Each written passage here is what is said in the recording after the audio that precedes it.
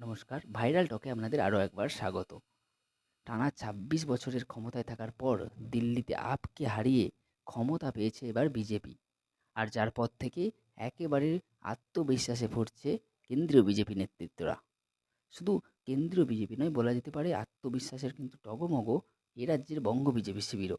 তার কারণ লক্ষ্য এবার ২০২৬-এর বাংলায় যে বিধানসভা রয়েছে সেই বিধানসভা ভোটে তৃণমূলকেও উপড়ে ফেলা।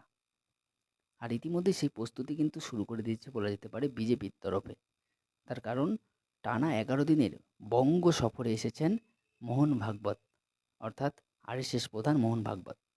আর তার এই বঙ্গ সফরকে বলা যেতে পারে একেবারে রাজনীতির চোখেই দেখছেন বিরোধী শিবিরেরা। তাই এ রাজ্যে মোহন ভাগবতের একের পর এক সভার জন্য অনুমতি পেতে কিন্তু হিমশিম খেতে হচ্ছে আরএসএস প্রধানকে। শুধু তাই নয়, এমনকি হাইকোর্ট পর্যন্তও এই সভা করা নিয়ে কিন্তু যেতে হয়েছে মোহন ভাগবত এবং এই রাজ্য নেতৃত্বকে, এই রাজ্যের শাসক দলকে। ফলে বলা যেতে পারে এখন আরএসএসের যে সভা, সেই সভার কিন্তু পথের কাঁটা হয়ে দাঁড়াচ্ছে এই রাজ্যের শাসক দল। আর যা কিন্তু একেবারেই ভালোভাবে নিচ্ছে না কেন্দ্রীয় বিজেপি নেতৃত্ব থেকে শুরু করে আরএসএস নেতৃত্বরাও। ফলে বলা যেতে পারে যে এখন থেকেই কিন্তু রাজনীতির একটা তোড়জোড় শুরু হয়ে গেছে, যার লক্ষ্য কিন্তু ২৬-এর বিধানসভা ভোট। তবে আরএসএস প্রধানের এই সভা করার বা এই বঙ্গ সফরের পেছনে কি সত্যিই কোনো রয়েছে ২৬-এর বিধানসভাকে লক্ষ্য করে কোনো ভোট কৌশল? বিশেষজ্ঞরা কিন্তু এমনটাই মনে করছেন। তার কারণ মহারাষ্ট্রে ঘটে যাওয়া বিধানসভা ভোটে বিজেপি যে ক্ষমতা পেয়েছে, তার আগে দীর্ঘদিন পর্যন্ত বিজেপির সাথে একটি বিশাল দূরত্ব বজায় ছিল আরএসএসের মহারাষ্ট্রে। আর সে কারণে মহারাষ্ট্রের সংগঠন মজবুত থেকে শুরু করে ক্ষমতা অধিকার থেকে অনেকটাই দূরে ছিল মহারাষ্ট্রের বিজেপি নেতৃত্বরা।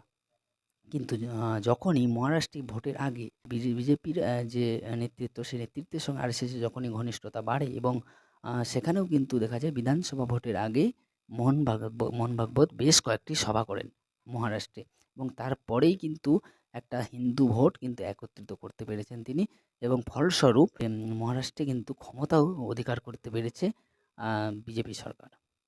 ফলে এই ২০২৬ ভোটের আগে বাংলায় সেই কৌশলকে কিন্তু অনেকটা ভোট কৌশল হিসেবেই দেখছেন রাজনৈতিক বিশেষজ্ঞরা। তবে এসব করে কিন্তু বাংলায় ক্ষমতা দখল করা অতটাও সহজ হবে না বিজেপির কাছে। বাংলায় ক্ষমতা দখল করতে গেলে বিজেপির চাই একটি মজবুত সংগঠন। আর সেই সংগঠন মজবুত করতেই এবার কিন্তু চলতি সপ্তাহেই বিজেপির তরফ থেকে রাজ্য সভাপতির নাম ঘোষণা করা হতে পারে বলে জানা যাচ্ছে। তবে সেই রাজ্য সভাপতির পদে কাকে বসানো হতে পারে সে নিয়ে কিন্তু জোর জল্পনা রয়েছে। তবে বিজেপি সূত্রে যেমনটা খবর পাওয়া যাচ্ছে যে এবারের কিন্তু আম যে রাজ্য সভাপতির পদটি ফাঁকা রয়েছে, সেই রাজ্য সভাপতির পদে মূলত মহিলা মুখকেই আনতে চলেছে বঙ্গ বিজেপি নেতৃত্ব। আর এমনটা একটি বৈঠকে স্থিরও হয়েছে বলে খবর পাওয়া যাচ্ছে। মোহন ভাগবত এবং বিজেপির ২ শীর্ষ সারির নেতা ছিলেন সেই বৈঠকে। কারণ বাংলায় যিনি শাসক দলের নেত্রী রয়েছেন, তিনি কিন্তু একজন মহিলা। আর মহিলা মুখ্যমন্ত্রী হিসেবে তিনি যখন রয়েছেন, ফলে তার বিপরীতে একজন বাঘা মহিলা কোনো নেতৃত্বকেই কিন্তু বিজেপির সভাপতিত্বের পদে বসানো হতে পারে বলেই জল্পনা তুঙ্গে রয়েছে এই মুহূর্তে। তবে এমনটা যদি হয় তাহলে কিন্তু বলা যেতে পারে বিজেপির এটি একটি মাস্টার স্ট্রোকই হতে পারে বিধানসভা ভোটের আগে। তবে এমনটাই যদি হয়, কোনো মহিলা প্রার্থীকে বা মহিলা কোনো নেত্রীকে এই সভাপতির পদে বসাতে চলেছে বিজেপি, তাহলে সেটি কাকে বসাতে পারে বিজেপি, সেই নিয়েও কিন্তু তৈরি হয়েছে আবার একটি ধোঁয়াশা। যেমন এই মুহূর্তে কিন্তু বিজেপির এই সভাপতির পদে কিন্তু বসার জন্য যে মহিলা প্রার্থীগুলি রয়েছে, তারা কিন্তু বেশ কয়েকটি নাম রয়েছে তাদের মধ্যে। যেমন অগ্নিমিত্রা পাল থেকে শুরু করে প্রিয়াঙ্কা টেবরেবাল, পাশাপাশি লকেট চট্টোপাধ্যায়ের মতো কিন্তু বাঘা বাঘা নেত্রীরা রয়েছেন এই সভাপতির পদে বসার দাবিদার রয়েছে প্রবল। ফলে এদের মধ্যে কাকে করা হতে পারে বিজেপির রাজ্য সভাপতির নতুন মুখ, সেটাও কিন্তু একটা বিজেপির কাছে বড় চ্যালেঞ্জ হতে চলেছে। তার কারণ প্রিয়াঙ্কা টেবরেবাল, যিনি কিনা গত বিধানসভাতে ভোটে মুখ্যমন্ত্রী মমতা বন্দ্যোপাধ্যায়, যিনি নন্দীগ্রামে শুভেন্দু অধিকারীর বিরুদ্ধে হেরে গিয়েছিলেন এবং তারপরে উপনির্বাচনে ভবানীপুর থেকে লড়েছিলেন তিনি। ফলে সেই সময় ভবানীপুর থেকে তার বিরোধী হিসেবে প্রার্থী করা হয়েছিল কিন্তু প্রিয়াঙ্কা টেবরেবালকে। ফলে এক্ষেত্রেও আম বঙ্গ বিজেপি কি এই তৃণমূল সরকার বা মুখ্যমন্ত্রী মমতা বন্দ্যোপাধ্যায়ের নেতৃত্বে বিরোধী মুখ হিসেবে আবার এই প্রিয়াঙ্কা টিবরিওয়ালকেই কোনো পদ দিতে চলেছে, রাজ্য সভাপতির পদ দিতে চলেছে?